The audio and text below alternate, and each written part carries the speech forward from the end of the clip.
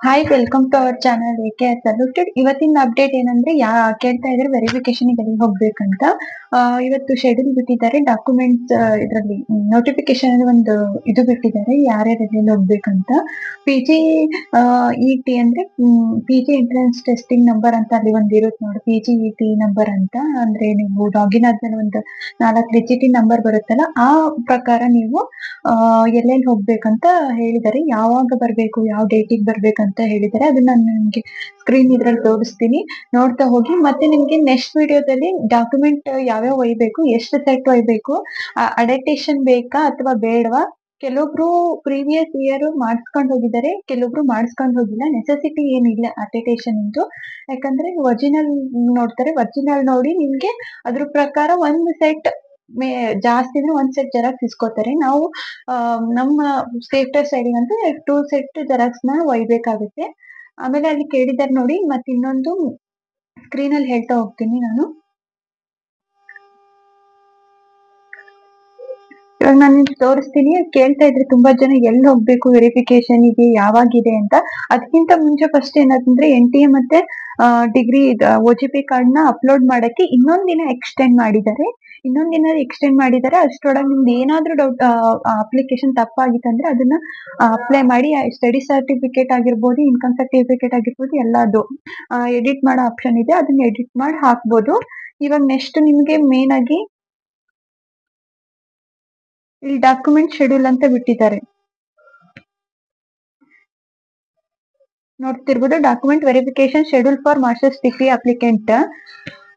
ಇಲ್ಲಿ ನೋಡ್ತಿರ್ಬೋದು ನಿಮ್ಗೆ document verification schedule for masters degree applicant from university of Karnataka.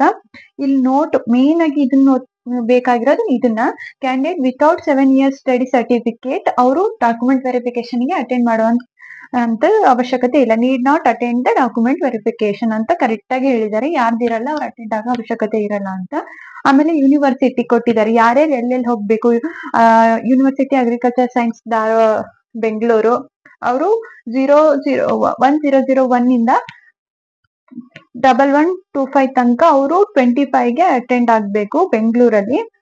ಅದೇ ತರ ನಿಮ್ದು ಈ ನಂಬರ್ UGET ನಂಬರ್ ಎಲ್ಲಿರುತ್ತೆ ಅಂದ್ರೆ, ನೀವು ಲಾಗಿನ್ ಆದ್ಮೇಲೆ ನಿಮ್ಗೆ ಅಲ್ಲಿ 4 ಡಿಜಿಟ್ ಒಂದು ನಂಬರ್ ಕೊಟ್ಟಿರ್ತಾರಲ್ಲ, ಆ ನಂಬರ್ ಪ್ರಕಾರ ಇದನ್ನ ನೀವು ಎಲ್ಲೆಲ್ಲಿ ಬಿದ್ದಿದೆ ಅಂತ ಹೋಗ್ಬೇಕು ಆಗುತ್ತೆ. ಮತ್ತೆ ಇಲ್ಲಿ ಕೇಳಿರ್ ನೋಡು, ಕ್ಯಾಂಡಿಡೇಟ್ ಲಾಗಿನ್ ಇನ್ನ ಟ್ರೆಡಿಷಿಯಲ್ ಫಾರ್ UGET ನಂಬರ್ ಅಂದ್ರೆ ನೀವು ಲಾಗಿನ್ ಆದ್ಮೇಲೆ ಒಂದ್ 4 ಡಿಜಿಟ್ ನಂಬರ್ ಇರುತ್ತಲ್ಲ, ಅದು ಅಂತ ಹೇಳಿದ್ದಾರೆ. Candidate who haven't received OGP card on or before 23rd 9 2005 need not attend the verification. ಅಷ್ಟ್ರೊಳಗೆ ಅವ್ರದ್ದು ಯಾವ್ದು OGP ಕಾರ್ಡ್ ಸಿಕ್ಕಿಲ್ಲ ಅಂದ್ರೆ ಅವರು ಅಟೆಂಡ್ ಆಗೋ ಅವಶ್ಯಕತೆ ಇರಲ್ಲ ಅಂತ ಹೇಳ್ತಾರೆ. Master degree program re admission candidate should report to representative university for verification on 27/9/2005. ಅಂದ್ರೆ ರೀ ಅಡ್ಮಿಷನ್ ಅಂದ್ರೆ ಮತ್ತೊಂದ್ಸರಿ ಅಡ್ಮಿಷನ್ ಆಗ್ತಿರ್ತಾರಲ್ಲ, ಅವರು ರಿಪೋರ್ಟ್ ಆಗ್ಬೇಕಂತ ಹೇಳಿದ್ದಾರೆ. Candidate absent for document verification will not allowed for the further process. ಯಾರು ಡಾಕ್ಯುಮೆಂಟ್ ವೆರಿಫಿಕೇಶನ್ ಗೆ ನೀವು attend ಆಗಲ್ಲ, ಅವರು ನೆಕ್ಸ್ಟ್ ಪ್ರೊಸೆಸ್ ಮೀನ್ಸ್, ಈಗ ನೀವು ಯಾಕೆ ಪ್ರೊಸೆಸ್ಗೆ ಆಗಲ್ಲ ಅಂದ್ರೆ, ನೀವು ಹೋದಾಗ ಅವ್ರು ಒಂದು ಕೋಡ್ ಕೊಡ್ತಾರೆ, ಆ ಕೋಡ್ ನ ಎಂಟ್ರಿ ಮಾಡಿ ನೆಕ್ಸ್ಟ್ ನೀವು ಅಂದ್ರೆ ಕಾಲೇಜ್ ಎಂಟ್ರಿ ಮಾಡಕ್ಕೆ ನಿಮ್ಗೆ ಈಸಿ ಆಗುತ್ತೆ. ನೀವು ಹೋಗ್ಲೇ ನೀವು ಕೋಡ್ ಹೆಂಗ್ ಕೊಡಕ್ಕಾಗುತ್ತೆ, ಅದಕ್ಕೆ ಫರ್ದರ್ ಪ್ರೊಸೆಸ್ಗೆ ನೀವು ಇನ್ವ್ಯಾಲಿಡ್ ಅಂತ ಹೇಳಿದ್ದಾರೆ. ಇಷ್ಟು ಮೇನ್ ಅಪ್ಡೇಟ್ ಇವತ್ತಿಂದಾಗಿದೆ. ನೆಕ್ಸ್ಟ್ ಇನ್ನ ಮುಂದಿನ ಪ್ರೊಸೆಸ್ ಏನಿರುತ್ತೋ ಅದನ್ನ ನಾನು ವಿಡಿಯೋ ಮಾಡಿ ಹಾಕ್ತೀನಿ. ಹೀಗೆ ಫಾಲೋ ಮಾಡ್ತೀರಿ, ಶೇರ್ ಮಾಡ್ತೀರಿ, ಸಬ್ಸ್ಕ್ರೈಬ್ ಮಾಡ್ತೀರಿ. Thank you so much.